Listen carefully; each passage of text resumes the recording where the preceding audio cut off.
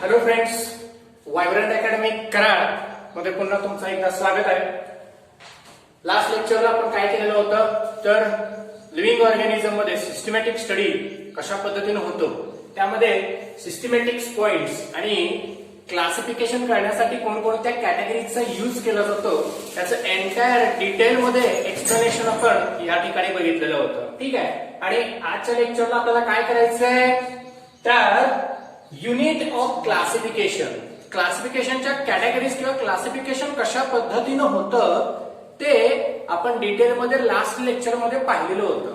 फक्त आजच्या लेक्चरला आपल्याला काय करायचं आहे तर एक्झॅक्ट क्लासिफिकेशनचे युनिट कुठून चालू होतात आणि कुठून संपतात. लास्ट लेक्चरला मी सांगितलं होतं की प्रत्येक क्लासिफिकेशन मध्ये एक रँक ठरलेली आहे. मी उदाहरण तुम्हाला काल बघा आर्मीचं दिलेलं होतं. आर्मीमध्ये शिपाई पासून ते अगदी कुठपर्यंत तो जनरल जो असतो तिथपर्यंत काय असते पोस्ट असते. Major, captain, colonel, lieutenant colonel ह्या ज्या रँक आहेत त्या रँक खालून वर जात असतात. ठीक आहे. तसं आपल्या क्लासिफिकेशन मध्ये सुद्धा या ऑर्गॅनिझमच्या क्लासिफिकेशन मध्ये सुद्धा काय होत असतात तर रँक खालून वर जात असतात. ठीक आहे. मग आता आपल्याला सुद्धा काय करायचं आहे खालून वर प्रत्येक रँक कशा पद्धतीनं एक्सप्रेस होते ते आपल्याला काय करायचंय वन बाय वन याच्यामध्ये डिस्कस करायचंय.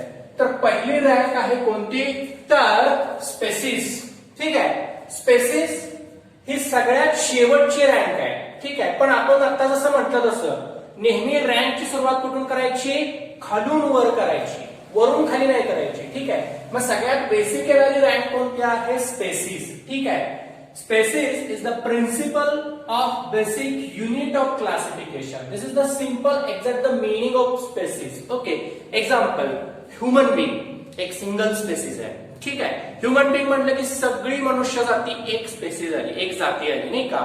त्याच्यानंतर आपल्या अवतीभोवती असणारे वेगवेगळे प्राणी घ्या तुम्ही. डॉग घ्या, कॅट घ्या. डॉग, कुत्रा, कुत्रा म्हटले की एक वेगळी स्पेसिस आली. ठीक आहे. त्याच्यानंतर कॅट, मांजर, मांजर म्हणजे एक वेगळी स्पेसिस आली. मांजर म्हटलं की आपल्या डोळ्यासमोर मांजरच दिसणार आहे. आंबा म्हटलं की आपल्या डोळ्यासमोर आंबाच दिसणार आहे. This is particular species. ठीक आहे. That is the principle of basic unit of classification. Okay. Then next, group of organism can interbreed under the natural condition.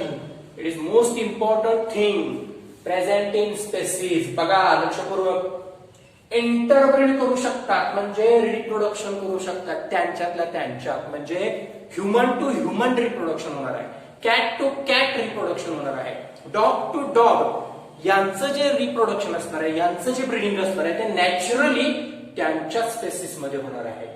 दुसऱ्या स्पेसिसचं आणि तिसऱ्या स्पेसिस अशी वेगवेगळ्या स्पेसिसचं रिप्रोडक्शन नॅचरली होऊ शकत नाही, पण हे आर्टिफिशियली होऊ शकतं. ज्याचं एक एक्झाम्पल आपण गेल्या लेक्चरमध्ये पाहिलं होतं. मी तुम्हाला टायगॉन नावाचा काय सांगितलं होता, अॅनिमल सांगितला होता.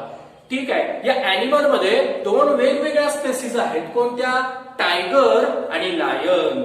हे दोन वेगवेगळे स्पेसिस जे आहेत एका जेनेरामधले. आता ते जीनस काय तर नंतर बघायचंय, पण आता आपण स्पेसिस बघतोय. म्हणजे ह्या दोन वेगवेगळ्या स्पेसिस आहेत, टायगर आणि लायन, सिंह आणि वाघ. या वेगवेगळ्या जाती आहेत, वेगवेगळे स्पेसिस आहेत. त्यांचं इंटरब्रीड हे नॅचरली होऊ शकत नाही, ते फक्त आर्टिफिशियली होतं. का? कारण फक्त आणि फक्त स्पेसिस टू स्पेसिसच कुठलाही ऑर्गॅनिझम नॅचरली इंटरब्रीड करू शकतो. हे अतिशय महत्वाचं कॅरेक्टरिस्टिक स्पेसिस मध्ये आहे. ठीक आहे. मग टायगॉन आणि कुठलं एक्झाम्पल सांगितलं मी तुम्हाला, लायन. ठीक आहे. यांच्यापासून कोणतं ऑर्गॅनिझम तयार होतं म्हटलं होतं तुम्हाला मी, तर तो ऑर्गॅनिझम होता तो टायगॉन. हा टायगॉन जो आहे तो कसा तयार झालेला आहे, लायन प्लस टायगर. हे दोन अॅनिमल वेगवेगळ्या स्पेसिसचे आर्टिफिशियली ब्रीड करून काय केलेलं आहे, नवीन ऑर्गॅनिझम तयार केलेला आहे. पण हे आर्टिफिशियली शक्य आहे. नॅचरली क्लासिफिकेशनच्या रूलमध्ये स्पेसिस मध्ये यांचं इंटरब्रीडिंग होऊ शकत नाही. इन मॉडर्न टॅक्सॉनॉमी, आता थोडस अजून आपण ऍडव्हान्स मध्ये जर गेलो, आता काय झालेलं आहे स्पेसिस मध्ये सुद्धा काही सब स्पेसिस पडायला सुरुवात झालेली आहे. म्हणजे आता एखादा ऑर्गॅनिझम जर आपण घेतला तर उदाहरणार्थ आपण डॉग घेऊ, ठीक आहे. डॉग मध्ये सुद्धा आता काय झालेले आहेत वेगवेगळ्या, किंवा एखादं प्लांट स्पेसिस घेऊ आपण.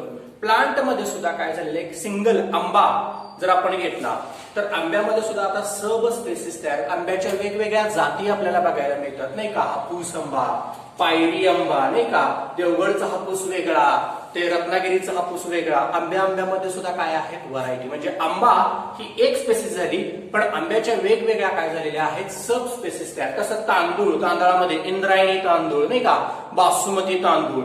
तांदूळ म्हटलं की सगळा तांदूळ सारखाच, पण त्याच्यामध्ये थोडेसे कॅरेक्टर वेगळे होतात, म्हणजे त्यांची सब स्पेसिस तयार होते. This is the modern taxonomy, that is sub species. काहीच ऑर्गॅनिझम मध्ये सब स्पेसिस बघायला मिळतात. सगळ्याच सजीवांमध्ये, सगळ्याच ऑर्गॅनिझम मध्ये अशा सब स्पेसिस क्रिएट होत नाही. ठीक आहे. Then it was thought to be indivisible, static, stable unit. यांच्यामध्ये काही पर्टिक्युलर जे कॅरेक्टर असतात ना ते सेम असतात.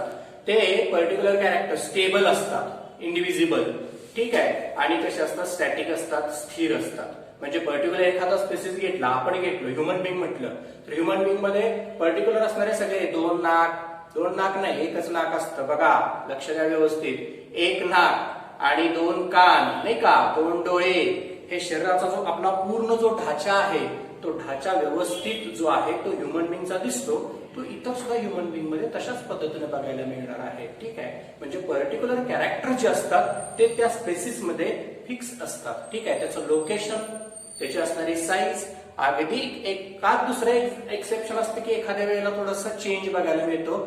अदरवाईज नॉर्मल कंडिशन मध्ये या सगळ्या कॅरेक्टर्स कशा असतात, सेम असतात. ठीक आहे. So this is species. त्याच्यानंतर नेक्स्ट स्पेसिस नंतर नेक्स्ट येणारी रँक म्हणजे वरची, स्पेसिसच्या वरची येणारी रँक. ठीक आहे. पण आपण खालून सुरुवात करतोय म्हणून आता ही जीनस 2 नंबर आलेले आहे. ठीक आहे. पण फर्स्ट खालून सुरुवात असताना ही स्पेसिस फर्स्ट आहे. ठीक आहे. It is larger than species. Okay. Closely resembles their morphological character. Morphological म्हणजे उघड्या डोळ्यांनी बघणारे. ठीक आहे. जे आपण दिसतोय ते. ठीक आहे. याचा कलर कसा आहे नाही का, याची उंची किती आहे, हे आपण मॉर्फॉलॉजिकली सांगू शकतो. मॉर्फॉलॉजिकली सांगू शकतो याचा अर्थ काय आहे, तर आपण ते कॅरेक्टर एक्सप्रेस करू शकतो नेकेड आईजनी. So closely resembles their morphological character. कुणाच्या क्लोजली, स्पेसिसच्या क्लोजली. बघा, स्पेसिसच्या क्लोजली म्हणतोय. कशा काय बघा, लायन आणि टायगर हे एक्झाम्पल आपण घेऊ. परत तेच एक्झाम्पल घेऊ. लायन आणि टायगर दोन्हीही मांसाहारी आहेत नाही का, दोन्हीही शिकार करतात. म्हणजे दोघांचं खाद्य एकच आहे. ठीक आहे. दोघंही जंगलात राहतात. ठीक आहे. यातला काय एखादा आपण घरामध्ये पाळत नाही का, दोन्हीही जंगलात राहतात. दोघांचं खाद्य एक आहे, दोघंही शिकार करतात, दोघेही अग्रेसिव्ह आहेत. याचा अर्थ दोन वेगवेगळ्या स्पेसिस आहेत, पण त्या एकाच जीनस मध्ये येतात. मग याच्या बरोबर आपण अजून एक नाव जोडू शकतो नाही का. ते नाव कोणतं घेऊ शकतो, तर त्याचं नाव आहे, इथं मी लिहिलेलं आहे बघा, इथं दिलेलं आहे, तुमच्या बुक मध्ये आहे, ते तुम्ही नंतर रेफर करू शकता. त्याचं नाव आहे लायन, टायगर आणि लेपर्ड. बिबट्या ज्याला आपण म्हणतो, चित्ता असेल, हे सगळे जे ऑर्गॅनिझम आहेत कार्निवोरस आहेत. कार्निवोरसचा अर्थ असतो मांसाहारी आणि हार्बिवोरसचा अर्थ असतो शाकाहारी. ठीक आहे. हे कार्निवोरस असणारे अॅनिमल जे शिकार करून काय करत असतात, आपलं पोट भागवत असतात. वेगवेगळ्या जे शाकाहारी जे अॅनिमल्स असतात त्यांची ते शिकार करत असतात. त्यांचं अटॅकिंग बिहेवियर सारखं आहे, शिकार करण्याची पद्धत सारखी आहे, शिकारीचं खाद्य सारखं आहे, राहणीमान एक आहे, परंतु स्पेसिस वेगळे आहेत. पण स्पेसिस जरी वेगळे असले तरी त्यांचं सगळे बऱ्यापैकी कॅरेक्टर क्लोजली रिझेंबल्स मॉर्फॉलॉजिकली. ते जे दिसतायत, राहतायत, खातायत हे सगळं सारखं आहे, म्हणून ते एकाच जीनस मध्ये येतात. म्हणजे leopard, lion, tiger, these are the species including in one genus that is Panthera. Book मध्ये रेफर करा तुम्ही, नंतर बघा आहे. पण मुद्दा मी तर सगळे बोर्ड्स वरती आपल्याला देता येणार नाही, म्हणून एकच एक्झाम्पल, तुम्हाला जे सोपं वाटेल ते एक्झाम्पल तुम्ही देऊ शकता.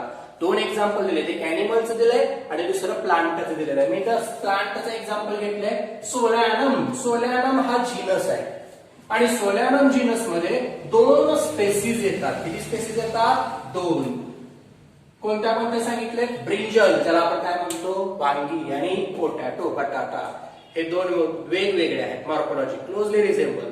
दोन्हीचा उपयोग आपण खाण्यासाठी करतोय. ठीक आहे, आपल्यासाठी सुद्धा युज होतोय, पण त्यांचं बिहेवियर बऱ्यापैकी कसं आहे? सारखं आहे. फक्त एकच फरक आहे, एक जमिनीच्या खाली येतो आणि दुसरा जमिनीच्या वर येतो, एवढाच फरक आहे. परंतु बिहेवियर सारखा असल्यामुळे त्यांना एकाच जीनस मध्ये इन्क्लूड केलेलं आहे. म्हणजे जीनस ही स्पेसिस पेक्षा एक टप्पा पुढे असणारी किंवा त्याच्यापेक्षा एक टप्प्यानं पुढची मोठी असणारी रँक आहे, म्हणून it is larger than the species rank. Okay, so here completed genus. दोन एक्झाम्पल सांगितले मी तुम्हाला. एक एक्झाम्पल बोर्डवर दिलेला आहे, दुसरे एक्झाम्पल तुम्ही तुमच्या टेक्स्ट बुक मधून रेफर करायचं. इथं लिहिलेलं आहे ऑलरेडी. ठीक आहे, हे तिन्ही एक्झाम्पल कशाशी येतात, कशाशी बिलॉंग्स करतात? एकाच जीनसची, पॅन्थरा. ठीक आहे, आता पॅन्थरा एक एक्झाम्पल सांगतो. पॅन्थरा टायग्रिस. टायग्रिस हा जीनस, सॉरी स्पेसिस झाला. असं प्रत्येकाचा स्पेसिस वेगवेगळा आहे, पण त्यांचा जीनस काय आहे? सारखा आहे, जीनस. त्याच्यानंतर थर्ड रँक, त्याच्यापेक्षा मोठी. कोणापेक्षा?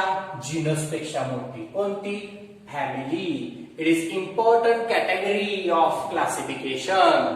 क्लासिफिकेशन मध्ये, टॅक्सॉनॉमी मध्ये फॅमिली हा सगळ्यात महत्वाचा घटक असतो. उदाहरणार्थ आपण आता आपलं थोडंसं क्लासिफिकेशन, आपल्या घरामधलं क्लासिफिकेशन आपण जर करायचं म्हटलं तर या पद्धतीनं आपण करू शकतो. बघा कशा पद्धतीनं. स्पेसिस म्हटलं की आपण काय ओळखायचं? जर तुमच्या घरामध्ये तुम्ही स्वतः वैयक्तिक असाल, तुमची एखादी बहीण असेल, आई वडील, असं तुमचं 4 जणांचं कुटुंब आहे धरून चाला. म्हणजे तुमच्या घरामध्ये 4 स्पेसिस आहेत. ठीक आहे, स्पेसिस एकच आहे, पण मी उदाहरण म्हणून तुम्हाला सांगतोय बरं का. घरामध्ये किती स्पेसिस आहेत? तुमच्या 4 स्पेसिस आहेत. पण आता जीनस याचा अर्थ काय? आई वडील, तुम्ही स्वतः आणि तुमची बहीण किंवा भाऊ असेल. ठीक आहे, आता एखादी बहीण आणि आई असेल तर त्या 2 फिमेल झाल्या. म्हणजे त्या 2 फिमेल झाल्या, त्यांना आपण काय करू? एका जीनस मध्ये ठेवू. म्हणजे तो एक जीनस वेगळा झाला. दुसरा जीनस कोणता वेगळा झाला? तर फादर आणि सन, मुलांचा. म्हणजे 2 जीनस असे वेगवेगळे. स्पेसिस पहिल्यांदा, नंतर जीनस, आणि मग हे 4ही मिळून येतात. ते कशामध्ये येतात? फॅमिलीमध्ये येतात. 4 कुटुंब, 4 जणांचं कुटुंब फॅमिली. पण फॅमिलीमध्ये 4ही जण कसे आहेत? वेगवेगळे आहेत, पण ते एकाच फॅमिलीमध्ये आहेत. म्हणजे family is a important category. आणि मग आता आपल्या विषयावरती ऑर्गॅनिझमच्या क्लासिफिकेशन मध्ये सुद्धा फॅमिली हा क्लोजली रिलेटेड असतो. कुणाच्या? जीनसच्या. जीनसच्या कसा असतो हा? Closely related. कसं काय? एक एक्झाम्पल इथं दिलेलं आहे बघा. लेपर्ड, टायगर्स, परत तेच एक्झाम्पल आहे बघा, अँड लायन्स. ठीक आहे, आणि याच्यामध्ये अजून एक एक्झाम्पल आपण ऍड करू, त्याचं नाव आहे कॅट. इन शॉर्ट मध्ये कॉमनली आपण त्याला कॅट फॅमिली असं म्हणतो, नाही का? मांजराची असणारी फॅमिली. ज्या मांजरांच्या फॅमिलीमध्ये, कॅट फॅमिलीमध्ये कॅट, लेपर्ड, टायगर, लायन्स हे सगळे ऑर्गॅनिझम येतात. पण आपण त्याला कॅट फॅमिली हे कॉमन नाव झालं, पण सायंटिफिकली या फॅमिलीचं नाव काय आहे? फेलिडी. काय उच्चार आहे बघा? फेलिडी. काही बेसिक टर्म्स असतात त्या लक्षात ठेवायचे नेहमी. शेवटी ज्या वेळेला एई असा प्रत्यय लागतो, एई, तेव्हा ई असा उच्चार करायचा. बघा इथं मी उच्चार केला, Felidae. D D A E प्रत्यय आहे. ठीक आहे, फॅमिलीचा हा क्लासिफिकेशन आता एवढ्या डिटेलमध्ये तुम्हाला नाहीये, आताही नाहीये आणि मागच्या सिलेबस मध्ये सुद्धा नव्हतं. म्हणजे नवीन सिलेबस मध्ये सुद्धा नाही ऍड केलेलं की काही रूल्स असतात क्लासिफिकेशनचे, त्यातल्या थोडेफार रूल्स आपण बघणार आहे. डिटेल सगळे रूल्स नाही दिलेले तुम्हाला, ज्यामध्ये फॅमिलीला शेवटी कोणता प्रत्यय लागतो? एई काय लागतो? प्रत्यय लागतो फेलिडी. फेलिडी ही एक फॅमिली आहे. या फॅमिलीमध्ये काय काय येतात? कॅट, लेपर्ड, टायगर, लायन्स हे काय येतात? असे ऑर्गॅनिझम्स येतात. त्याच्यानंतर दुसरी फॅमिली आहे ती कोणती आहे? डॉग, उल्फ, कोल्हा असेल, डॉग कुत्रे असतील, लांडगे असतील, हे एका फॅमिलीमध्ये येतात. त्या फॅमिलीचं नाव आहे कॅनिडी. फेलिडी, कॅनिडी. बघा प्रत्यय लागला कोणता? एई, कॅनिडी. ठीक आहे, दिस इज फॅमिली. मग आता नेक्स्ट फोर्थ रँक येते फॅमिलीपेक्षा मोठी असणारी. Again it is larger than family and again closely related to family. फॅमिलीपेक्षा काय आहे? क्लोजली त्याच्या काय आहे? रिलेटेड असणारी पुढची जी क्लासिफिकेशनची रँक आहे ती रँक म्हणजे कोणती? कोहॉर्ट, किंवा त्याला काय म्हटलं जातं? ऑर्डर. तुम्हाला जे सोपं वाटेल ते तुम्ही रेफर करा. ऑर्डर रेफर करा, अदरवाइज काय रेफर करा? कोहॉर्ट. पण मी सांगेन तुम्हाला जास्त करून ऑर्डरच फॉलो करतात सगळे. कोहॉर्ट फक्त लक्षात ठेवा, एखाद्या वेळेला एमसीक्यू ला विचारतात, त्यामुळे कोहॉर्ट फक्त लक्षात ठेवण्यासाठी ठेवा. आणि आपण जास्त करून कोणता रेफर करतो? तर ऑर्डर. ऑर्डर काय आहे? It is a closely related to family and larger than again family. फॅमिलीपेक्षा कशी आहे? थोडीशी लार्जर आहे. मग या कोहॉर्ट ऑर्डर मध्ये कोणतं एक्झाम्पल त्याच्यामध्ये आपण फॉलोअप करू शकतो? तर यामध्ये आपण फॅमिलीज आत्ताच्या बघितल्या ना, फॅमिली कोणत्या कोणत्या?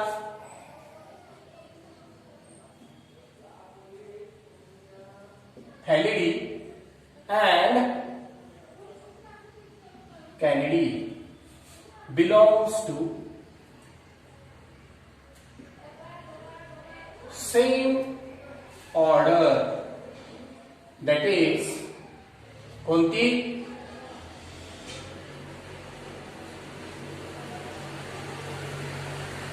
कार्निओरा. काय उच्चार आहे? कार्निओरा. कार्निओरा. कार्नीचा अर्थ असतो कार्निवोरस. कार्निवोरस म्हणजे कसे? मांसाहारी. मग कॅनिडी आणि फेलिडी वेगवेगळ्या असणाऱ्या फॅमिली, पण ह्या फॅमिलीमध्ये असणाऱ्या ज्या स्पेसीस आहेत त्या कशा आहेत? मांसाहारी आहेत. त्यांना एकाच ऑर्डर मध्ये काय केलेलं आहे? बसवलेलं आहे.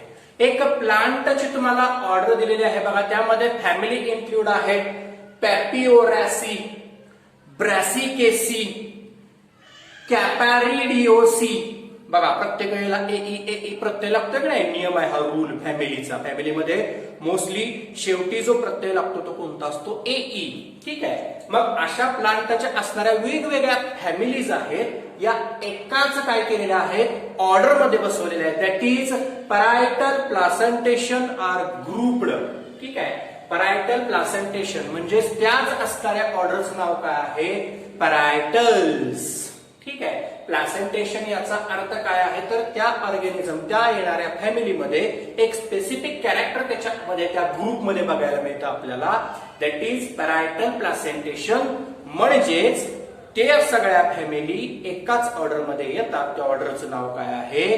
तर parietales. This is the order. Okay. Including these are family. Which family? Papioraceae, Brassicaceae. Then third one is the Caparidaceae. These are the families belongs to again parietals order. ठीक आहे. तुम्ही एक कोणतंही एक्झाम्पल फॉलो करा, तुम्हाला जे सोपं वाटते.